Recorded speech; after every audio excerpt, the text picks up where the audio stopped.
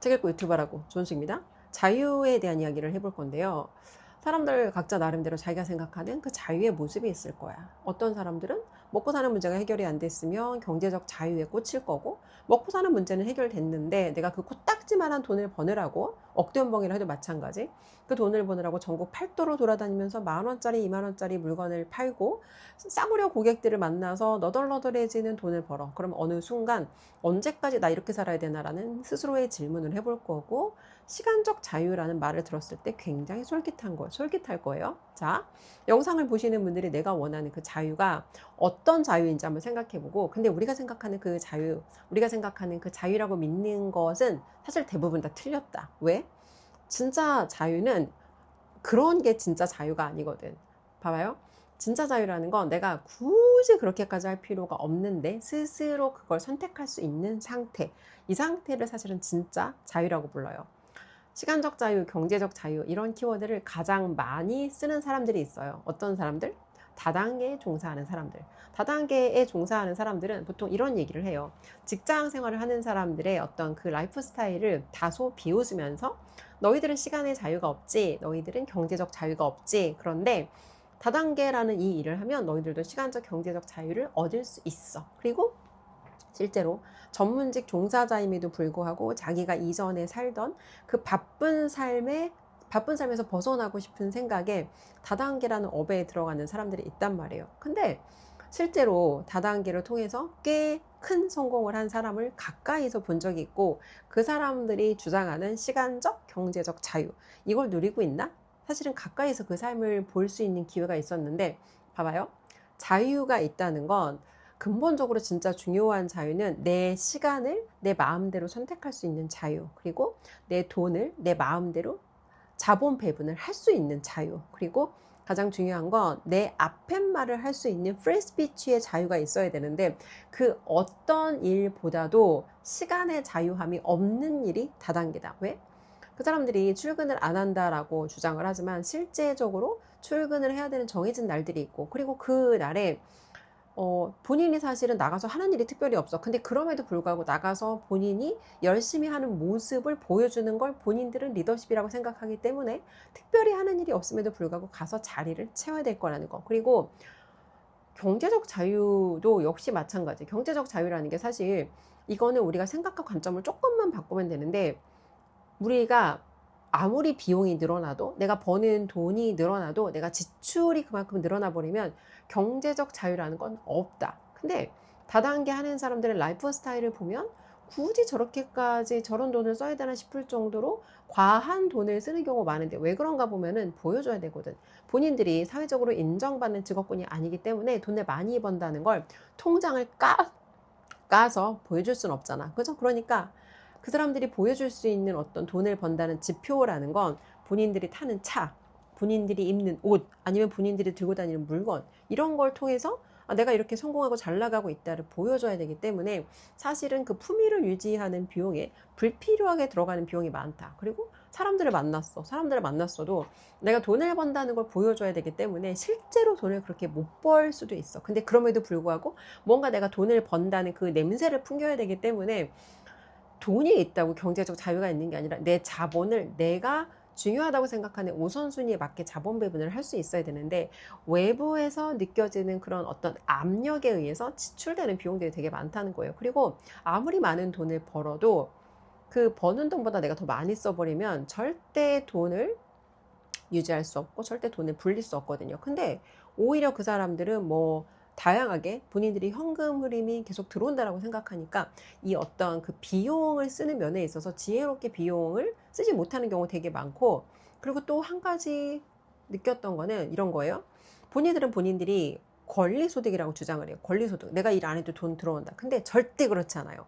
그 사람들이 사실 그 돈의 속성이 뭔가 보면은, 뭐 파트너의 미팅을 다닌다는 명분으로 여기저기를 쫓아다니고 사람을 관리해서 들어오는 관리소득인 거지, 절대 권리소득이 아니라는 거예요. 자, 왜 이 얘기를 자신 있게 할 수 있냐? 다단계를 하다가 한때 잘 나갔던 사람들이 있을 거예요. 근데 그 사람이 다단계를 더 이상 출근하거나 뭔가 그 조직에 속해서 활동하는 걸 내려놓으면 그때부터 그 사람들의 소득이 현저하게 떨어질 거다. 그리고 이런 거예요. 전문직 종사자들을 다단계 하는 사람들 되게 비웃는단 말이에요. 뭐 노동 수입이니. 근데 여러분 노동 수입이 나빠요? 노동 수입이 잘못됐어요? 노동 수입이 나쁘거나 잘못된 건 아니에요. 다만 내가 일하지 않으면 소득이 끊기는 부분에 있어서 언젠가 내가 원하거나 원하지 않거나 일을 멈춰야 되는 시기가 있을 거기 때문에 여기에 대한 내가 어떤 예상 시나리오를 생각하고 여기에 대한 대비를 하는 거죠. 예를 들어서 학원을 운영하던 시절에 조은숙도 학원에서 현금이 너무 따박따박 잘 들어오다 보니까 이 현금을 내가 더 어떻게 하면 현명하게 자본 배분을 할 것인지, 예를 들어서 그때 내가 했던 그 멍청한 여러 가지 지출들이 있단 말이에요. 뭐 밭을 산다거나 아니면은 뭐 세컨하우스를 사서 이렇게 두 집 살림을 한다거나 아니면 세컨하우스를 사서 두 집 살림 하면서 내가 다니다 보니까 또 멍청하게 또 차를 산다거나. 근데 이런 멍청한 지출들을 했던 그 멍청한 비용을 조금이라도 내가 금융에 대한 IQ가 있었다면, 예를 들어 부동산을 사더라도 조금 더 투자의 관점으로 좋은 로케이션을 선택했을 거고, 아니면 그때 마치 이제 학원을 제외한 다른 일을 하는 거는 뭔가 윤리적으로 도덕적으로 옳지 않다라는 아무도 나에게 심어주지 않은 그 혼자 생각과 믿음에 빠져서 학원을 제외한 다른 그 어떤 금융에 대한 공부도 해본 적이 없어요. 근데 만약에 그때 내가 그 멍청한 차를 타는 대신에 한 달에 만약에 내가 SP500에 이 어떤 인덱스 펀드를 한 달에 정말 내가 한 개씩만 사서 모았어도 얼마나 내 삶이 달랐을까. 그리고 마치 내가 늙기 위해 사는 사람인 것처럼 현재를 모두 헌신하고 희생하고 미래를 준비하는 어떤 그런 라이프 스타일을 살았단 말이에요. 예를 들어서 보험과 연금에 여자 혼자 사는데 250만 원 가까이를 낼 필요는 없거든요. 근데 그때 보험과 연금을 다 더해서 모든 금액을 더해보면 보험과 연금에 보험회사에 나가는 돈이 250만 원 가까이 나갔다는 거예요. 근데 그게 사실은 연금이 진짜 멍청한 비용이라는 게, 연금을 내가 넣었을 때 무조건 여기에 대해서 시간에 대한 복리의 힘을 이 보험회사랑 보험회사의 어떤 판매원들이 내 복리의 힘을 앗아가기 때문에 그게 나한테 우선순위가 아니라는 거예요. 근데 열심히 일했지만 어떤 금융에 대한 관점이 없고 열심히 일했지만 돈에 대해서 몰랐기 때문에 멍청한 어떤 이런 자본 배분을 했던 거, 그리고 그렇게 열심히 살면서 이렇게 열심히 현재를 내가 희생하고 살면 은퇴 후에 막연하게 나한테 좋은 날이 올 거야 라고 믿었는데, 경제적으로는 학원 운영하는 동안 힘들지 않았어요. 경제적으로는 그렇게 막 쪼달리고 힘들지 않았는데 시간에 대한 항상 그 갈급함이 있었단 말이야. 근데 학원을 그만두고 처음 나가서 그토록 원하던 시간의 자유를 마주했는데, 봐봐요.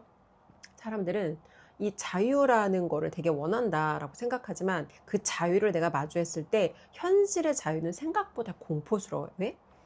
하루 종일 내가 해야 되는 일이 정해져 있지 않고 이 시간 동안 뭘 해야 될지를 모르는 상태를 나는 평생 동안 경험해 본 적이 없는 거야. 근데 내가 마주한 시간적 자유의 그 민낯은 아무것도 하지 않아도 되는 상태 동안 그게 언제까지 이어질지 정해지지 않은 그 상태가, 그 시간이 그렇게 길지 않았음에도 불구하고 굉장히 공포스럽다는 거예요. 왜?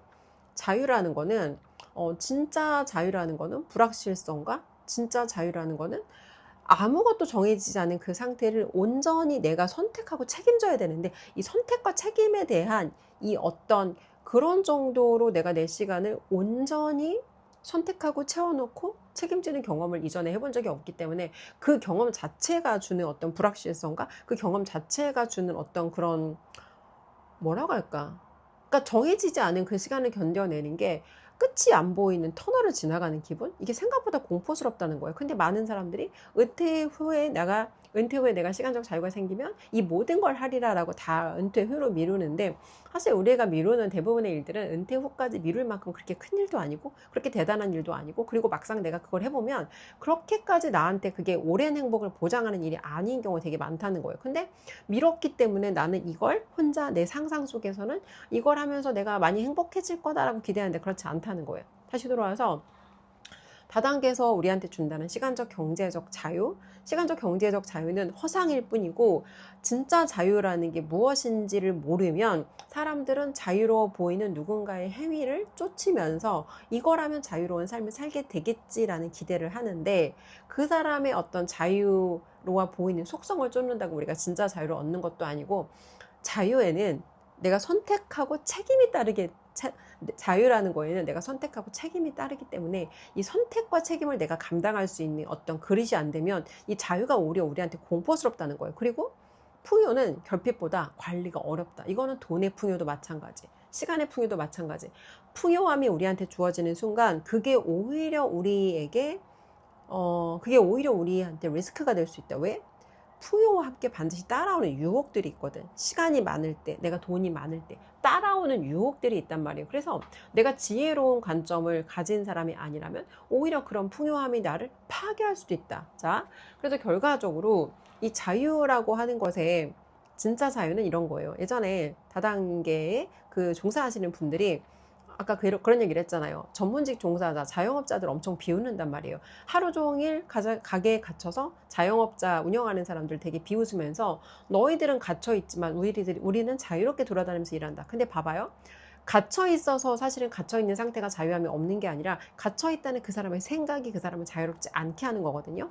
아까 자유를 굳이 그렇게까지 하나도 하지 않아도 되는데 스스로 선택할 수 있는 상태를 자유다라고 얘기를 했어요.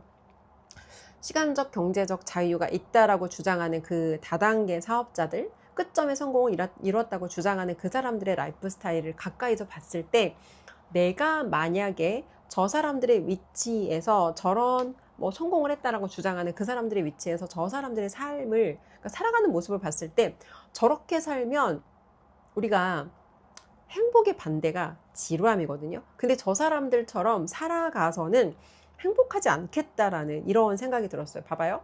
여유 시간이 있지만 그 사람들이 어떤 일을 하는가를 보면 하루 종일 스마트폰을 보면서 게임을 한다거나 아니면은 카톡방에서 자기 하부 판매원들한테 어떤 일이 일어나나를 마치 자기도 그 카톡방에 갇혀 있는 정말 감옥의 간수인 것처럼, 그리고 자기의 하부 조직에 있는 사람들을 마치 감옥에 갇혀 있는 마치 어떤 그런 죄수인 것처럼 하루 종일 그 사람들의 어떤 그런 활동의 동향을 감시하는 그 감시자 모드로 살아가는 모습이 하나도 뭐라 그럴까? 하나도 그 사람들의 삶의 모습이 행복해 보이지 않았다는 거예요. 그리고 자유가 있다고 주장하지만 자유 시간이 주어졌을 때 뭐 하고 싶은가를 보면 예를 들어서 낚시를 간다거나 아니면 산에 간다거나, 그러니까 이 사람들의 모습이 저걸 했을 때 정말 내가 인간으로서 깊은 행복을 느끼겠다의 삶의 모습과 근접하지 않은, 내가 봐서는 저걸 계속했다가는 굉장히 지루할 것 같은데의 삶의 모습으로 본인들이 자유하다고 주장하는 그 시간을 채웠다는 거예요. 근데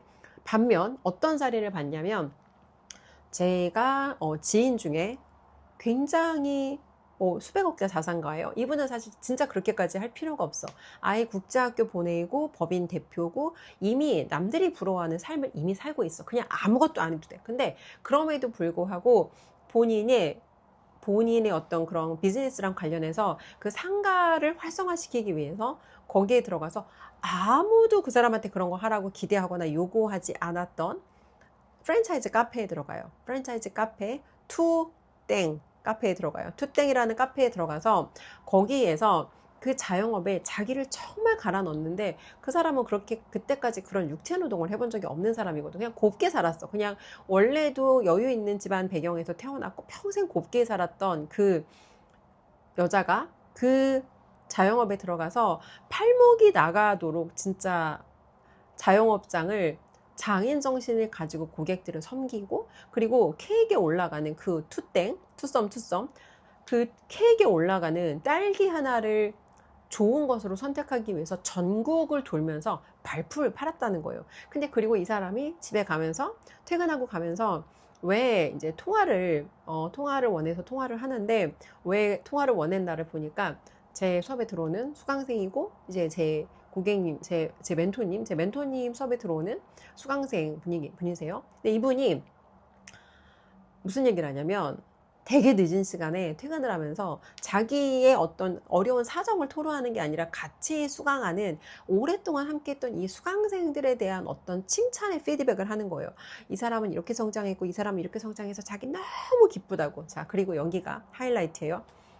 오밤중에, 새벽에 나와서 오밤중에 집에 들어가면서 뭐라고 하냐면, 달이 참 예쁘다. 제가 그분을 보면서 참 어이가 없던 게, 예전에 자영업자 시절에 조은숙은 너무 사랑하는 일을 했고 내가 그토록 원하던 일을 하면서 내 꿈을 이뤘는데 내가 이 공간에 갇혀있다라는 생각이 나를 불행하고 나를 힘들게 했어요. 갇혀있는 게 아니라 그냥 갇혀있다는 그 생각 자체가 나를 불행하게 했다고. 근데 이 사람은 그렇게까지 안 해도 되는 사람이 굳이 그 자영업에 들어가서 자기의 어떤 건강까지 갈아 넣으면서 그렇게까지 극단적으로 안 해도 되는 사람이 굳이 그렇게까지 하면서 그 퇴근길에 다른 사람을 칭찬하는 피드백을 하고 또 심지어 그 오밤중에 집에 가면서 달이 예쁘다라는 얘기를 하는데 그 사람한테 할 말이 없더라고요. 자, 진짜 자유라는 건 바로 이런 거예요. 내가 원하는 것이 그 무엇인지를 알면 어떤 상황 안에 있어도 그 상황 안에 있다는 그 생각 자체가 나를 불행하게 하거나 나를 파괴할 수 없어요. 근데 많은 사람들이 어떤 상황 안에 있는 그 상황 자체, 그 문제 자체가 정말 내가 감당할 수 없을 만큼 큰 문제여서가 아니라 그 문제를 내가 감당할 수 없을 만큼 내가 작은 사람이라는 생각, 그리고 그 문제가 나를 괴롭힌다는 그 생각 자체가 사실은 우리를 파괴한다는 거예요.